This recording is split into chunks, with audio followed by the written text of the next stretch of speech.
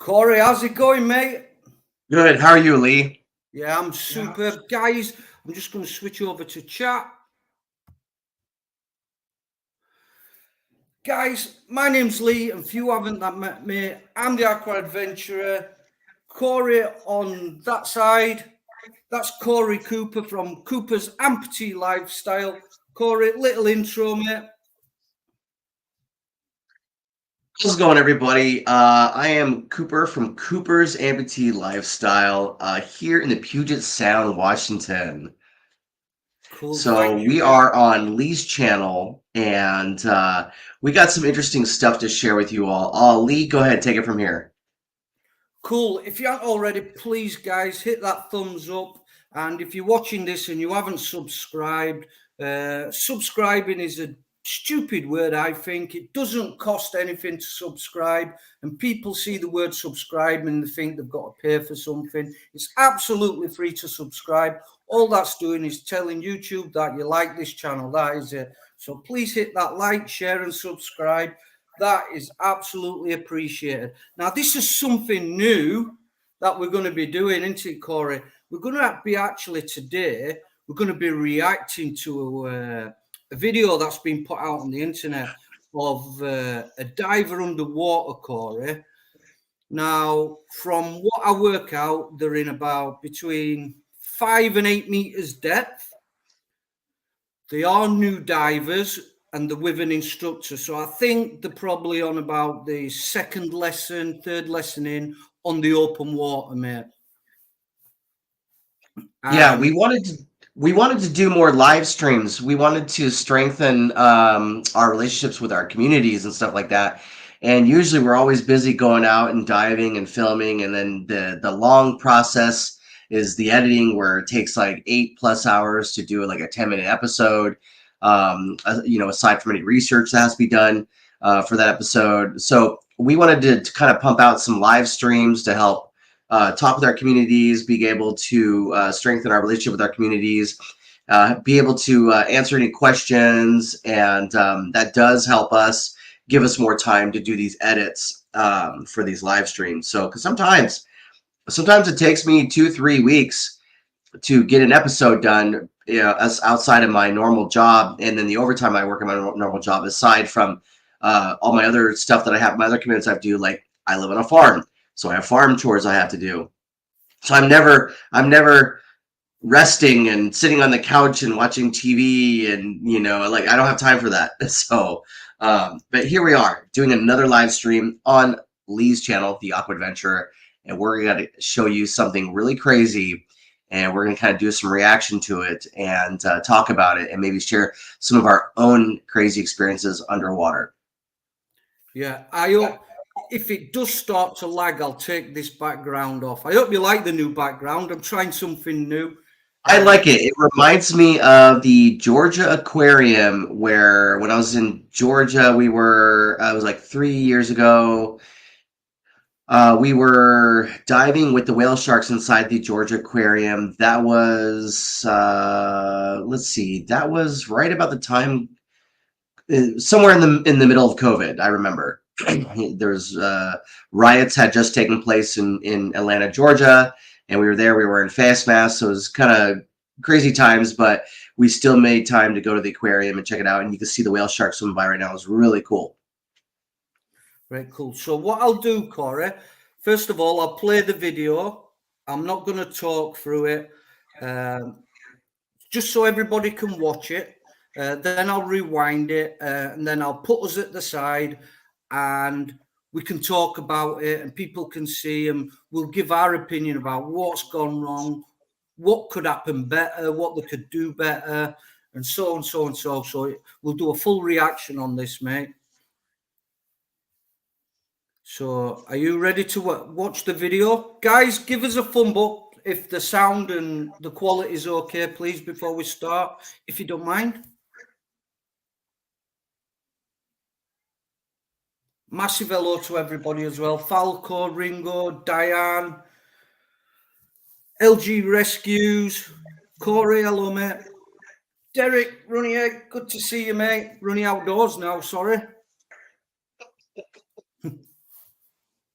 Lynn, thank you for coming in. Diane, thank you for coming in. Ronnie, Ringo, Falco, thank you everybody for popping in. Yeah, Diane Right. trolling me with ducks. Right, guys. So what we're going to do now is we're going to play the video, have a good watch of it, and then we'll rewind it and we'll pull it to pieces, or we'll give our reaction on it. Helen Schaefer, welcome aboard.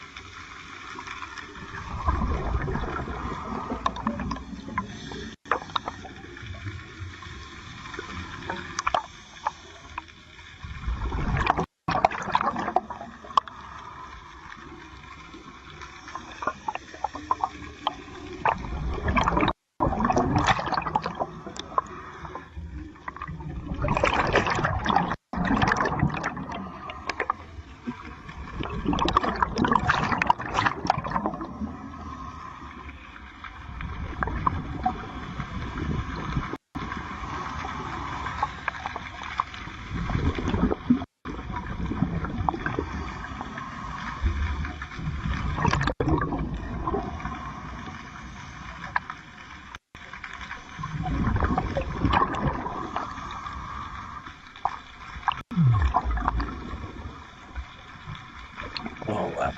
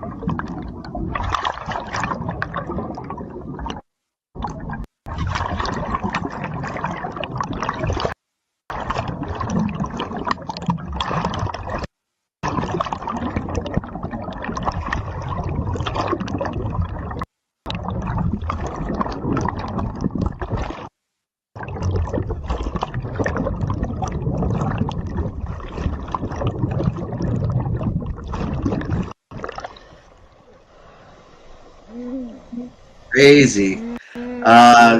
Get that person on the boat, put oxygen on them. Yeah, get them to a decompression chamber. I did actually slow that down, Corey, because Yeah, the original footage, it was mega fast, mate, and I was like, "What?" You could see the you girl know, like, I remember seeing that video about a year ago. It was going around Facebook. It was you know, it's crazy. So boy, okay.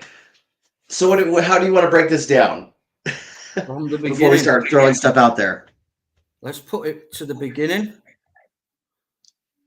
right, Corey? And what I'll do is I'll play it, right, and then I'll pause it. You tell me when to hit pause, and we'll discuss when you think you Okay. see something Well, wrong. so I don't know what part of the world this is, but I can tell you that the waters are green. It's probably a little more colder waters. They're not they're wearing wetsuits, right? But they're not wearing dry suits. So maybe they're wearing like 5 mil, maybe some Farmer Johns. It's enough where they're wearing hoods. I mean, there could be 3 mil hoods or 5 mil hoods. I don't know where in the world it is, but it's green water and it's probably not very tropical. I didn't really see like a lot of coral and stuff like that. Visibility is pretty cloudy. I don't know when this video was shot or the quality of the camera that captured this moment, but go ahead and play it. And you said that was this a student? Was this a class? Yeah, this I is didn't read from anything what about this. just from looking at them and the reactions. they're not far into the open water, I don't think. Yeah, I mean, they came up a buoy, they came up a mooring buoy, so there could have been a boat behind them that was tied to the mooring buoy, or there could have been um, a boat that was basically off a distance a little bit, and then they get picked up, like a chase boat. Um, but they did come up on a mooring line. But yeah, go ahead and play it a little bit. And then we'll pause and kind of break it down. That's a pretty crazy situation. So you got 1, 2, 3, 4 divers, and there's 2 more right there. So you got 6 total that are in camera. So he's saying go up. He's saying, yep, we'll go up. That's what the thumbs up means. And he's trying to like, hey, come here, we're going up. And the guy goes, yep, but the person right there on the right, she's not looking. The diver, but right there, you can say something, you can see something's going on right there. And I don't know how long, I don't know what was the depth of this dive. I'm assuming it was probably like 50, 60 something feet. It's not totally dark, but I don't know. The visibility kind of looks like maybe they had at least 20, 25-foot visibility because they're already going up, and she's still in the bottom. But he's checking his depth or pressure gauge right there. Couldn't see it all the way, but she's on the bottom. She's exhaling, so there's still air in her tank, but she's not going up. So she probably is not inflating her BCD just a little bit to get her a little bit of lift, or she's overweighted and she can't go up. Because when you're overweighted, you can go down, but getting up is another thing. So maybe, I don't know if this is the checkoff dive where we're seeing how many weights that should be in her pockets and her belts, but she may be overweighted and she's like, oh, I'm not going up. But her BCD should have like an additional like 40 pounds of lift, I believe. Go ahead and play a little more. I've noticed that by this stage as well, she's ripped off a mask. A mask is off, so she's got no mask on at this stage. Yeah, I saw that. I didn't see it yet on this replay though. Hit it one more time. Play it. Look, okay, so her mask is still on. Now she rips it off. I don't know why, but she ripped off her mask, so now you can't see. And he's grabbing her octo, and her partner's behind her, right? Because she's flailing. And I remember he tried to stick her octo in her mouth, but she refused it. And she's trying to look. Her eyes are big and wide. She ripped off her mask, so she can't see anything. It's just blur. Trying to see in water. Especially if it's salt water as well. She'll not be able to see anything. Yeah. Just blur. Yeah. Oh, yeah, I'm sure it's salt water. It was big open water. Yeah, go ahead. Play it. What do you think to her buddy? They buddied up. They dived in pairs. When you saw the footage down, her buddy didn't assist her. He just sat there and did nothing. Oh, I wouldn't say. Okay, so I wouldn't say that. I wouldn't blame her partner. But so her partner, was it just some random partner? Was it another student? Was it a dive instructor? Was it a dive guide? Because if her partner was another student, because they came off in a distance, right? So the guy was talking to the other divers, and then he goes, then them two are coming along. So because if her partner was just another student or whatever, then I'd be like, well, he's probably inexperienced or just doesn't know. I mean, if it was an instructor, somebody with a little bit of experience, then be like, yeah, maybe try to control, grab onto her BCD strap and pull her and be like, or like communicate with her. Cause I noticed like when he was like, hey, let's go up. She didn't look. And he was like, yeah, okay, we'll go up, and then she was staring at the bottom and like, some was not, what I mean? She wasn't aware of her surroundings. Situational awareness was not that great. She didn't know everybody was going to start to go up. So when they started going up, then her partner's probably telling her like, hey, we're going to go up. And then, she's vertical trying to go up, but she's not going up. So either she's like, hey, I can't go up, I'm not putting air in my BCD to go up, or I'm overweighted, so even when I do put air in my BCD, I'm not going up, and I'm freaking out. Maybe I'm running low on air. I don't know. It's hard to tell without being there. And like I said, I only watched this once, and I didn't read it. I didn't even watch. I'm sure other people reacted about this video. I didn't read what they said when they analyzed or said or whatever. But either way, I think she was in panic mode when they were like, okay, we're gonna go up, and then she couldn't go up. That was absolutely probably her panic mode started right there. But how did her regulator go out of her mouth? Right? Did she run out? Because if she would have remained calm, she could have said, hey, I'm out. I need air, and then he could go, okay, here. And then they could hold on to each other as they slowly ascend. But for some reason, I think probably the lack of training, lack of experience, or whatever set her into panic mode, That's why I came then, to the conclusion that they're probably only a few lessons in on their open water, because I thought with Buddy, when you see the footage of him looking down, he's just sat there watching and panicking, waiting on the instructor bombing back down to assist her. So he didn't really have a clue what he was doing.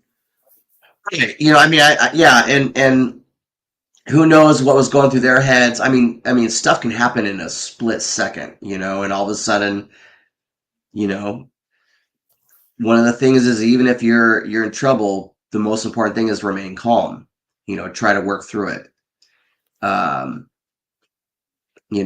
So she's in panic mode. Go ahead and play it. So she tore her mask off, and yep, that's where I see her. He's like, put this in your mouth. And she's like, no. She kept closing her mouth, and he's like, no, put it in your mouth. And then she's like, no. And then she's trying to tear her hood off because she's drowning right now.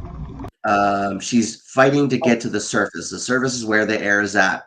But if she remained calm and took a second, she would know that she didn't have to go to the surface. All she had to do was take a regulator. And I saw him grab her octo.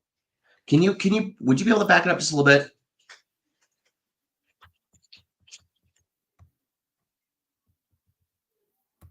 So we know, okay, so does he push? Okay, so she has air, and then she's exhaling, and then, oh, you know what? No, I'm sorry. Her regulator was already out of her mouth. So before she pulled her mask off, the regulator was already out of her mouth. And she was basically, so he's trying to push does air come out of that reg? I don't know if he pushes the button. Maybe not. I mean, there's a couple bubbles coming up, and no, there's him exhaling. So my question is, did she run out? Because I see his bubbles, but I don't see bubbles coming out of that octo. Because it was her octo he grabbed. If she ran out, if she failed to tell her partner and other people that she ran out of air, then they should have offered them. They should have offered her their octo. You know what I mean? So that way, because they knew they had air. So I don't know if she had air or not. So, and what is that? Oh, that's the picked up on first. When you see her at the bottom, you see her bubbles coming up. Yeah. Before it stops, like she's pulled it out. Yeah, I'm either way, she can't recover it.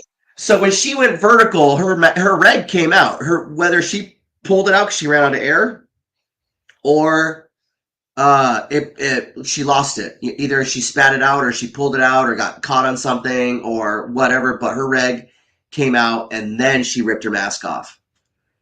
So was she out of air? Was she low on air? Because I'll tell you this: like underwater, like when you're probably at like 200 psi in your tank, it starts getting really hard to breathe. Like when you're trying to get the milkshake out of the cup in the straw, and you're like, I can't get the milkshake out; it's too thick, and it's hard to. Yeah, it's like that's kind of the feeling you get. I mean, even SCBA for like the fire department, where because they've had us in trainings like breathe down to nothing and then unclick and filter breathe with your glove, or back in the day when we had to use the low pressure hoses where we would tuck it inside our coat. And it gets harder to breathe, but breathing filtered air with a glove or in your gear is better than breathing no air or the super hot gases and stuff that kill you in a fire. But I would say that I am wondering if she ran out of air because she's new, she's inexperienced, right? I'm going to make those two guesses. She's new and inexperienced. She's probably diving somewhere she never dove before. She's probably never done this before. She's breathing air really fast, like an air hog. And I remember when I was brand new at diving, I went through air pretty quick. And then when I became more comfortable, I noticed that my breathing rate slowed down because I was more comfortable. You know what I mean? So I'm thinking she went through, while everybody else is still good because they got maybe 1,000 PSI or whatever, she's probably already at like 500, 300, and then all of a sudden she's like, oh, I can't get any more air out of this tank. And then that's it. That's kind of my guess. I'm not really sure. Like I said, I've seen this video once, but I didn't really read about it or watch anybody else's reaction, or, prior to this live, I didn't have time to watch it. So, here's what I think, Corey, and I've looked at it and looked at it. I'm wondering if, for a start, she's definitely overweighted. She's got too much weight on her. Because even with negative, when you've let go of everything, you should be able to kick and come up. yeah. Now, I wouldn't say she's totally overweighted because she was still able to get to the surface. She was still able to get to the surface. And a part of me is wondering, like, if she's inexperienced and she is, she doesn't have the training, the experience. She's not remaining calm. I'm wondering if she failed to put air in her BCD. And I'm thinking if she ran out of air or she was running out, that might not be enough air to fill up her BCD to help her just get a little bit of that lift to put her neutral. Like, because she was staying off the bottom when the guy was like, hey, let's go up.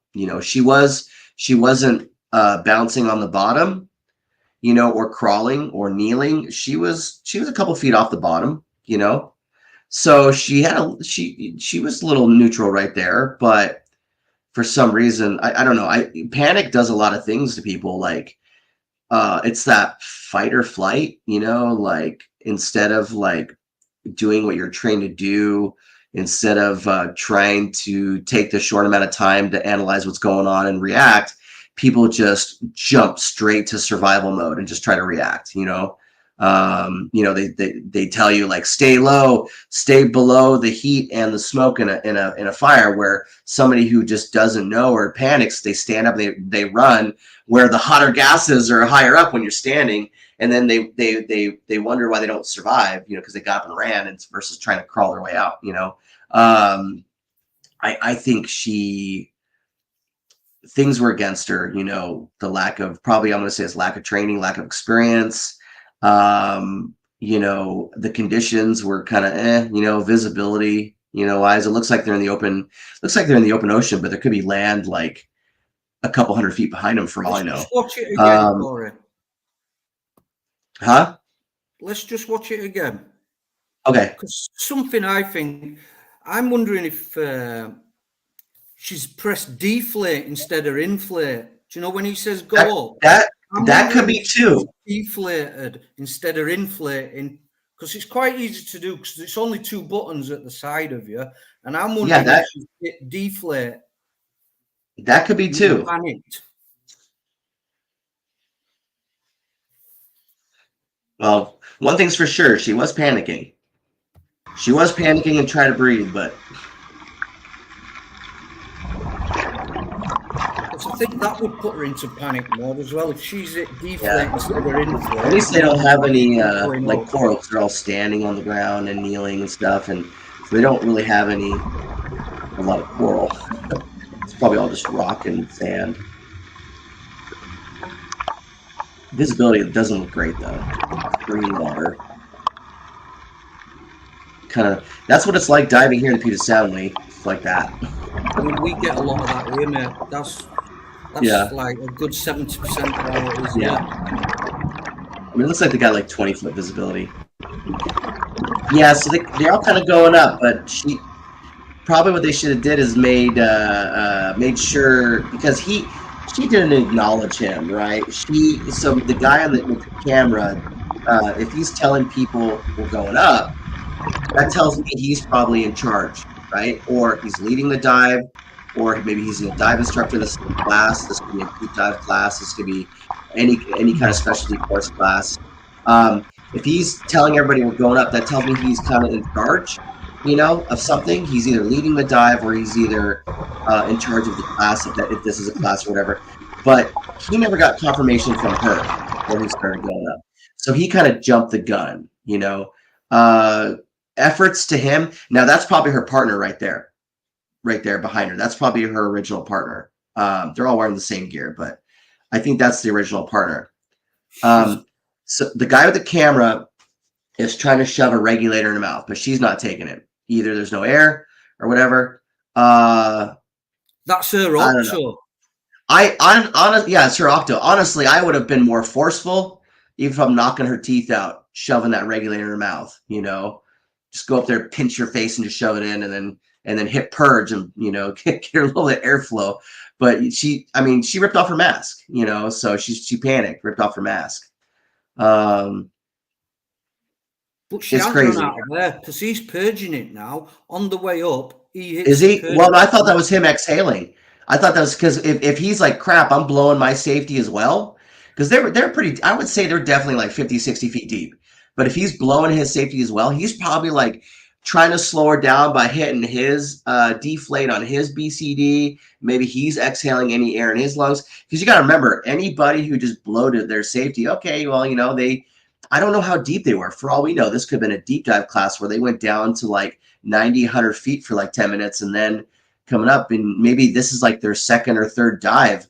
Who knows? This could be a travel destination for all I know. I don't know who would want to go there because the water condition is crap, but or they're all locals to this area, so they do diving. That's just their area to dive. Because I'd be kind of concerned, especially if this was their second or third dive and they were all diving deep. They already got all that nitrogen built up in their system, and then they're already blowing their safety. I mean, I've had to blow my safety at 60 feet, and I was all right, drank water. I didn't go on O2, drank water, and it was the end of our day anyway. I think we already did a dive before that, but yeah, pretty scary, and if she, I don't know who this person is, or if I don't know her name or whatever who this person is, or if she lived or she ended up in the hospital or whatever. But I'll guess she probably doesn't want to scuba dive anymore. There's probably enough of a traumatic event for her, and that's a drowning situation right there. I mean, that you got to talk about the mental health of somebody. She's probably got PTSD from this and is totally afraid of the water from that point on. And looks like she got the mooring buoy or something line in her arm. Yeah, so that was probably a very traumatizing event where she's probably gonna be scared of water or whatever. Or who knows? Maybe they could have worked with her and then were able to. Well, you know what? That's not a mooring line. Oh, I bet you they had a chase boat. That is a reel with rope attached to a mooring buoy. So what they did is they had a marker device with them while they were diving. Does that make sense? Mm-hmm. Imagine that's their big SMB. You know what I mean? Because that I just saw a pulley, like it was a pulley or reel right there, not pulley, but a reel where they had rope. So I bet you the boat is a chase boat where it follows the float and it stays back a little bit, and the waters are probably a little little rough, so you can't really see bubbles. So the float helps them, and then they know when they surface to where to pick them up. So I'm You've gonna use the done rest. you're a trained rescue diver, aren't you, Yeah, hold Corey? on. I'm gonna use the restroom. I'll be right back. Go ahead and ask people what they're thinking. See what they're thinking. Okay, guys, have you got any thoughts on that? Put in questions. I'm a qualified rescue diver, and so's Corey.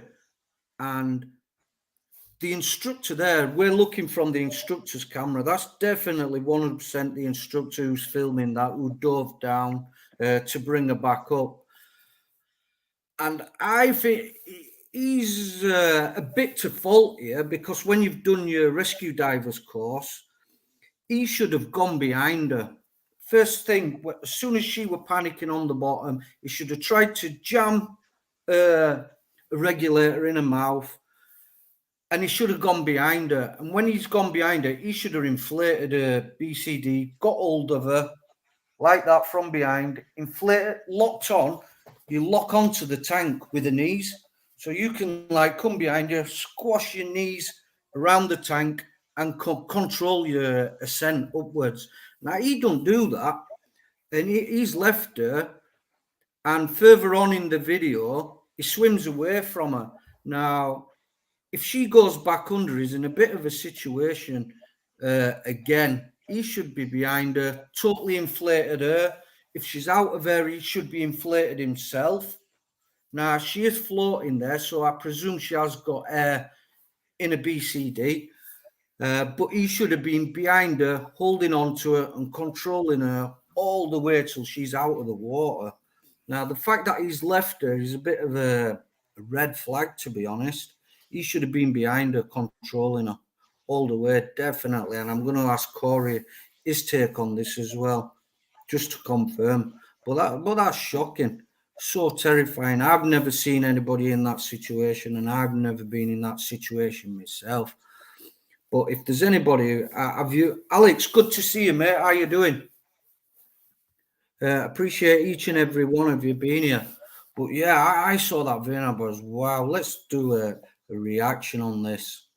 And we're going to do some more. We're going to find some more videos out and do plenty more reactions to that. But yeah, my take on it is, I think she's got air, so she hasn't run out of air. That's just my thought. Um, and I think it's a massive possibility when he's signalled up, she's hit the wrong button and she's deflated and gone down and not been able to come up. I think she's panicked then, thinking, why aren't I going up? I think she's arms everywhere. She's knocked her regulator out. Then massive panic mode. Once you do your recovery, I don't think she's even attempting to do that, because she's in full-blown panic mode and she's waiting on the instructor coming to help her, or her buddy at the side. The buddy at the side just watches her, so I presume 100% the new divers, otherwise he'd know to go and help her. But he doesn't do that. He just sits there and waits for the instructor to come back down. So 100% new divers, and I think she's slightly overweighted because she's kicking and not moving. So she should be able to come up. The fact that she isn't coming up means she's got too much weight on her.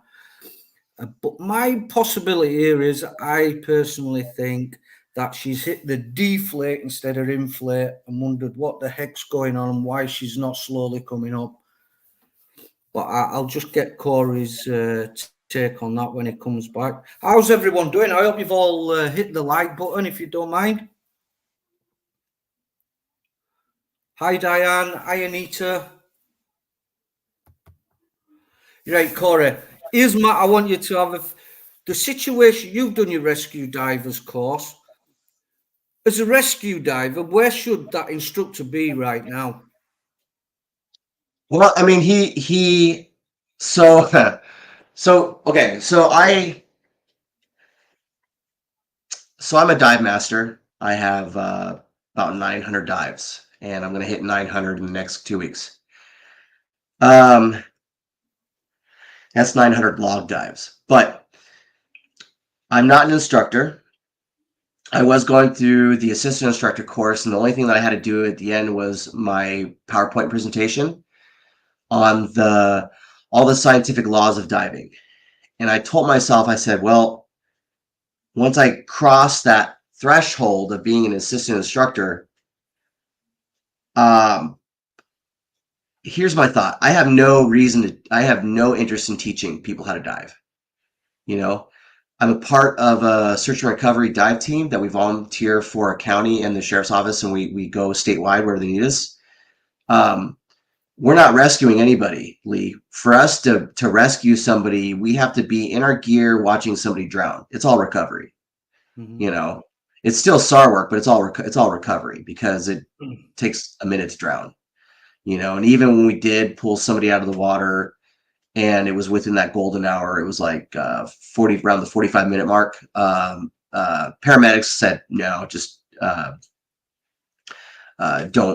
don't try to resuscitate. You know, they took over and they did their thing and stuff like that. Anyways, so I don't want to really judge the instructor or the person holding the camera too much or anybody else in the video.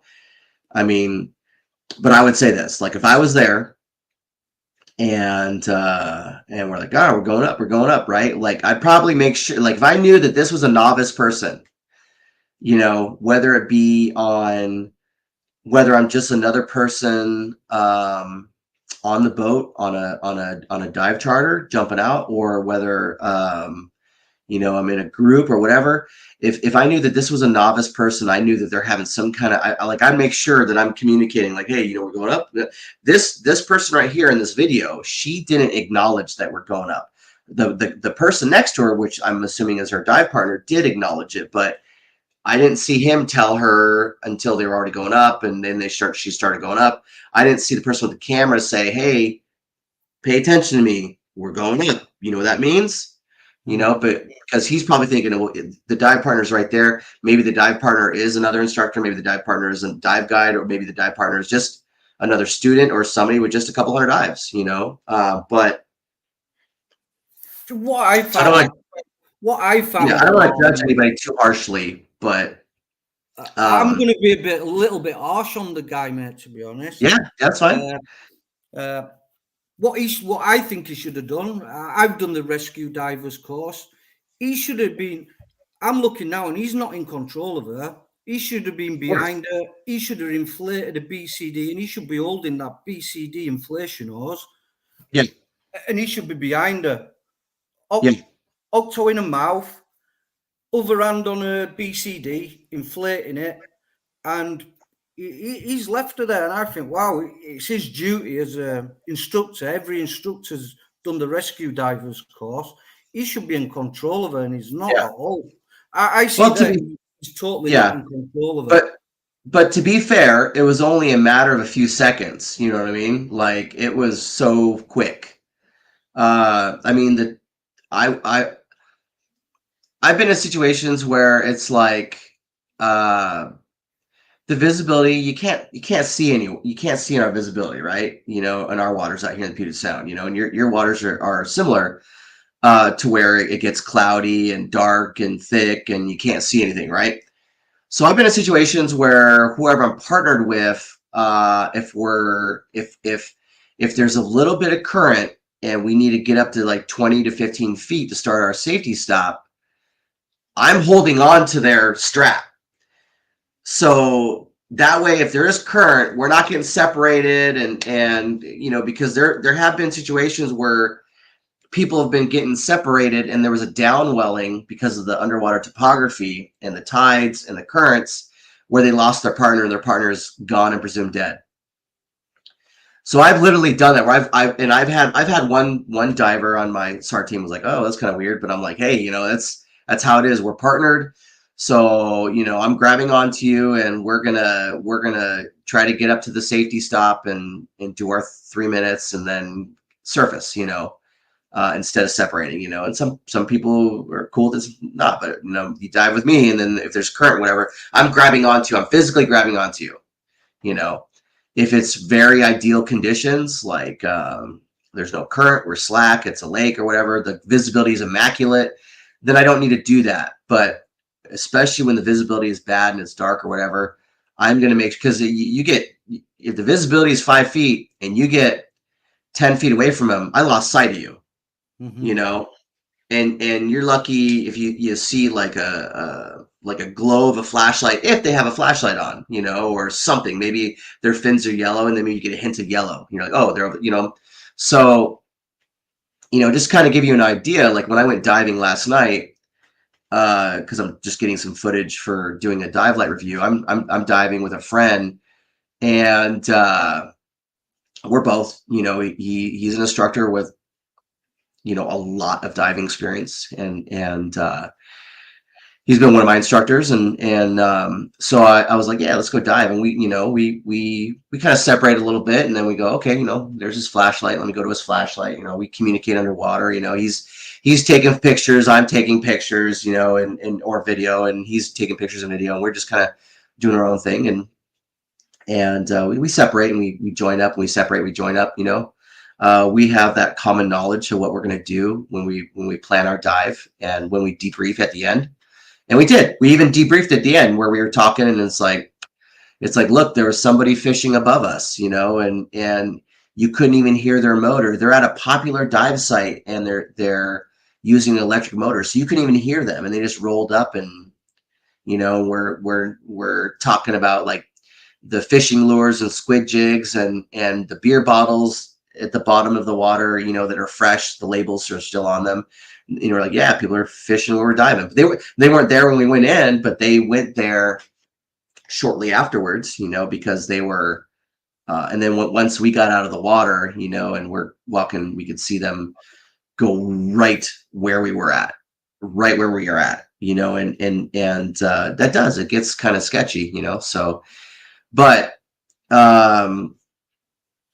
you know, everybody knows the risk when you want to do diving. Diving is, it's one of those extreme sports like, you know, skydiving, or what's another good one example? Maybe snowmobiling, or wherever, you know, there is an inherent risk out there. In diving, you're always at risk because, you know, you're in an atmosphere where you can't breathe. That's why we bring our air with us, you know. I Another wouldn't want massive risk as well. I just want to point out that when you are in a panic diver situation, that also becomes you're at risk as well. Because when you approach that diver, she's in massive panic mode. That's why it's always best to approach them from behind. You know, we got taught you either swim under them and come up behind them or get behind them, because to. their arms are everywhere. Next minute, if you get too close within arm's distance, your mask's being ripped off, your regulator's being pulled out. They don't Yeah, care. yeah, They don't and care whatsoever. I'll say this: when you're underwater, the only person that is, first, your safety is the number one. Secondly, the safety of your dive buddy, it comes next, and then some other random person, you know. So you have to worry about yourself, then you can worry about your buddy, and then some random person, you know, if you're in your group, like doing these dive charters or dive group diving, whatever. So I'm assuming that she blew her safety and they were probably at like 50, 60 feet deep.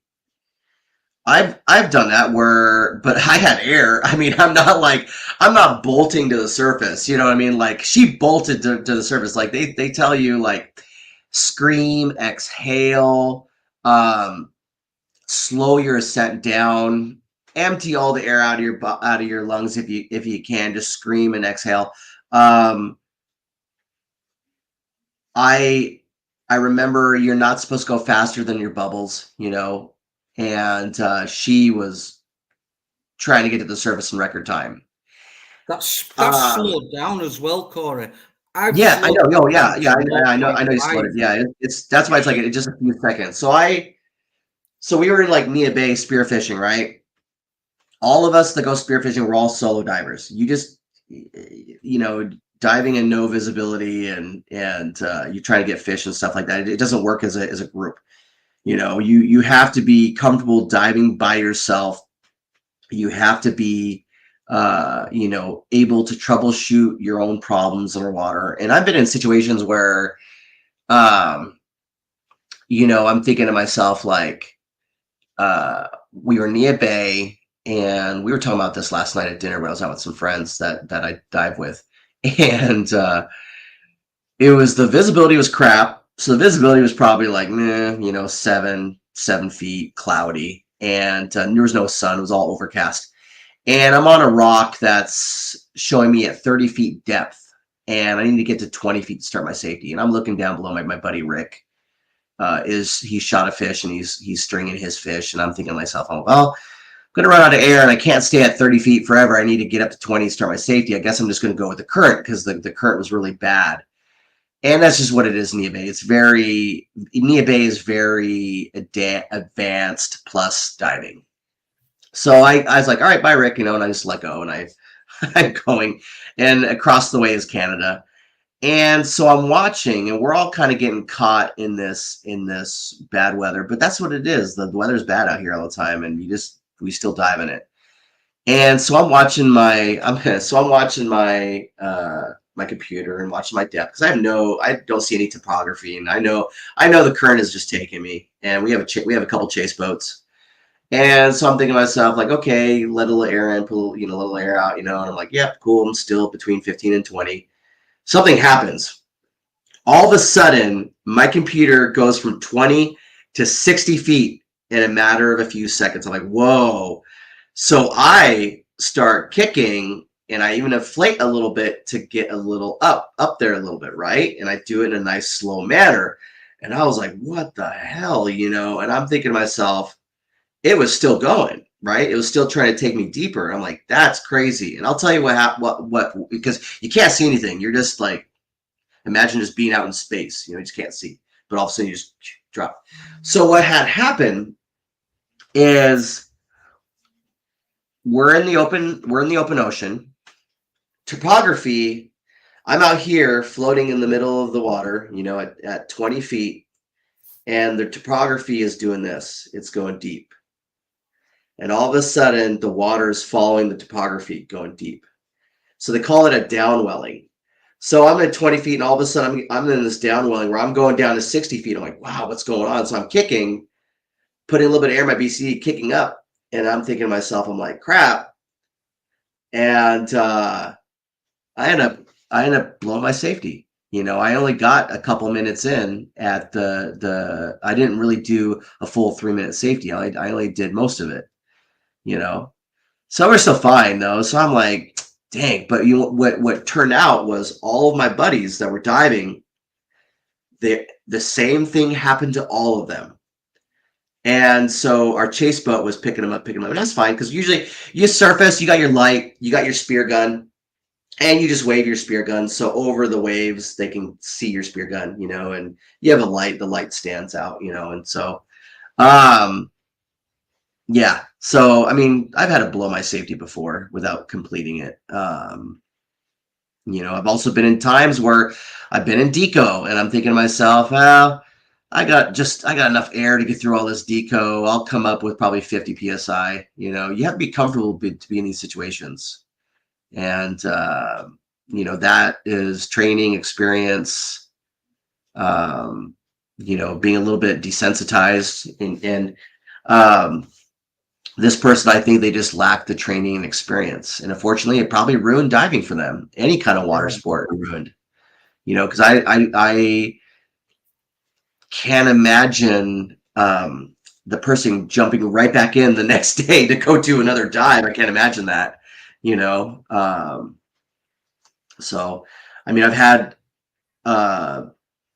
another situation where we were on the Progression Ferry, and we're diving in Puget Sound, and the visibility was actually really good that day, because I've been diving on the Progression Ferry spearfishing where it was terrible, and it may be sunny and no clouds on land, but the vis is so crap, it's dark. It's a nighttime dive down there, and you got maybe 3 foot, 5 foot visibility. But On this particular day years ago, many years ago, it was perfect visibility, maybe like 50-foot visibility.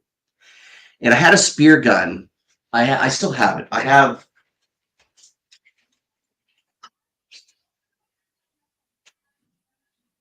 this spear gun almost killed me. And so I bought this from somebody, and I took it apart. I was cleaning up the trigger assembly and everything, and I was rebuilding this gun. And this gun had an issue where I used 2 out of 3 bands, and I don't use 3 bands because it usually makes the trigger pull really hard, and I want my trigger pull to be nice when I shoot my fish. But then again, you have less force. So if it's a fish with a thick skull like a cabezon, it may not penetrate the skull. The spear might actually go down into the meat of the fish or the flesh of the fish and then hit the skull and deflect, not getting a perfect kill. Maybe enough to daze the fish while you reload and shoot it again, but I just use two out of 3 bands. You know, a lot of people use 3. It makes your trigger pull really hard to send your spear. But anyways, so this particular gun that I bought used, I was trying to put 1 band on it, and as I put the second band on it, it was disengaging the trigger, and I had the safety on and everything. Something inside here wasn't doing its job, and it was as I put the second band on there, it was pulling the rod out, and nothing was on the trigger. The safety was engaged, so something was going on where I was trying to fix it, And so I'm thinking to myself, it kept popping out. So there's some concrete blocks that are here and there outside of the shipwreck on the bottom. So I wedged the tip into a concrete block, and it's a long gun, so I'm putting this and I'm trying to pull it, because it's, I'm trying to pull it, and I was able to do that. And I said, okay, cool. And then I would, find a fish, shoot at him, maybe miss or whatever, so I'm doing that, and I wedged it into a concrete block, and I'm reloading the gun, and I got the safety on and everything. Rods in there clicked in. And as I'm getting the second band on, right before I pull the spear gun out from my side, because you got to use your side. That's why I use these to put into your body so you can reach, because I can't reach the bands, You gotta put it in your side, your abdomen, go down, recharge, and then you're good to go and you're loaded. Because it's a pretty long gun, not super long, but it's, So the gun bucked on me because it released this, even though the safety and nothing was touching the trigger. It knocked the wind out of me at 75 feet deep. I couldn't breathe. And I was like, I couldn't breathe.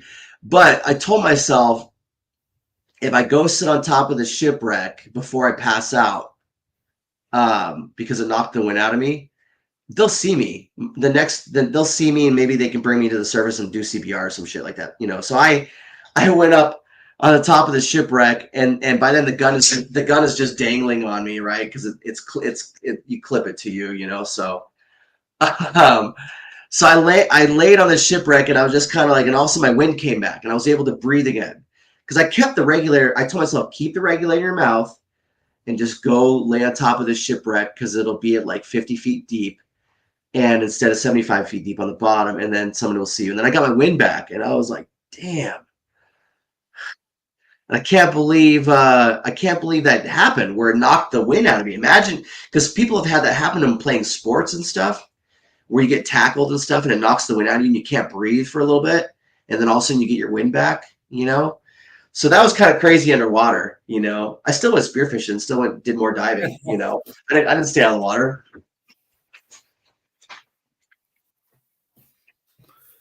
Hi everyone, Gail, massive thank you for joining us. Hope everyone's okay. Corey, we have got 4 minutes, mate. We said we'd do an hour. Oh yeah, crap. Questions? Anybody have questions? We're gonna do more of these lives, and we're gonna do more reactions. We're gonna do more interactions. Sorry, storytelling takes a lot, but that's good. We're doing more of these. I have to go do a dive, and Lee has stuff he's got to do too. But yeah, who's got questions? Let's answer as many questions as possible in this last few minutes.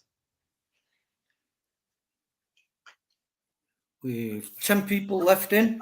Thank you, guys. If you please hit that thumbs up. Diane McFarland, pleased to see you. Hi, Diane. Gail. Hey, Gail. Lynn. Hi, Lynn. Falco. Hey, Lynn. Falco, Diane. AC come back to life. Anita. AC Sue, coming back to Deborah, life. That's my friend Alex, who I served in the Marines with. Who? AC coming back to life is my mate Alex, who I served with in the Marines. Nice. Somebody's got to have a question, surely. No questions. Any more questions? We've literally got 2 minutes left, and we have to call it a day. Lee, I did most of the talking. You do some talking. So either way, the whole thing, that whole situation. I hope it's a learning. I hope it helps somebody and learns. So it helps save a life where somebody learns from that mistake. But what do you think about the whole thing? I think the instructor could have handled it a bit better. Just from what I've learned on my courses and things, he should have still. A main thing is reassurance. He should be there, reassuring her. Once she got to the top, she's going to be okay. I think he was a bit panicked, to be honest, because he should have been on top of her straight away. As soon as they came up, grabbed hold of her from behind. You're going to be all right. You're going to be all right. Don't worry. Breathe. Reassure her. Well, there's none of that. So I was going through my open water course in 2007. I did everything but the open water dives. I couldn't get the time off from work, and I picked it up in 2011, and I was finally able to go through the course all over again and complete it this time because I wasn't working in 2011. Lee, what about you? When were you diving? When did you first dive and everything? I first got qualified in 2003. So 20 years I've been qualified in, I think it was May. So it would have been 20 years in May I got qualified. Nice. And that's gone quick, mate. It's flown. Yeah. I can tell you, I can still picture the first dive lesson I had, and like it was yesterday, mate. My first year when I got when I did the class all over again in 2011, I got 150 dives in 1 year. I was diving like Friday, Saturday, Sunday, 2 dives each day in a wetsuit, cold water. So I was knocking out like 6 dives a weekend. Yeah. The best find that I had was 18 karat 8 diamond gold ring. What about you, Lee? Who's your best underwater find? Didn't find her underwater. Best find underwater. Nothing really, mate. It's all been like, nothing. I've not found anything major, like mega old coins. Did you find some old bottles or something underwater? Yeah, bottles. I found bottles, coins, bits of pottery and that, but nothing that screams out like, wow, that's my best find, if you know what I mean. Hold on 1 second. I'm gonna just text somebody real quick. Text somebody back. Go ahead and talk. Right, guys, we're mega. It's 2031. We just want to say a massive thank you for everyone joining us. I've got to jump in the car now and drive, but thank you very much. I appreciate each and every one of you for being here. If you don't mind, leave a nice comment after that'd be super. And if you aren't already, please subscribe to Corey. The link's in the description below, in the comments and in the description of the video. You'll see Corey's link. Please head over there, real quick, some support. Yo, go.